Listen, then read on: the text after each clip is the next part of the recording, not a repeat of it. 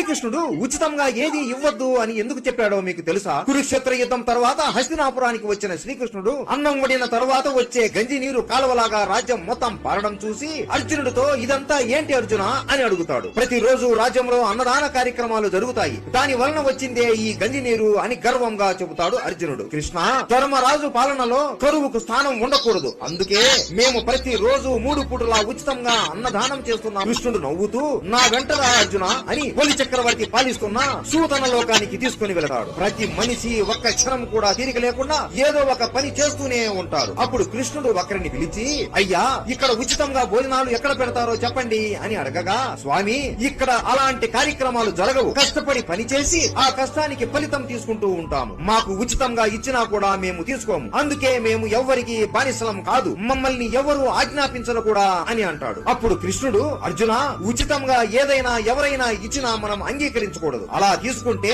వాళ్ళ ముందు మనం తల దించినట్లే అని అర్థం. ఒక రాజ్యం బాగుపడాలి అంటే ఇలా ఉచితంగా ఏది ఇవ్వకూడదు అని అంటాడు. జై శ్రీకృష్ణ.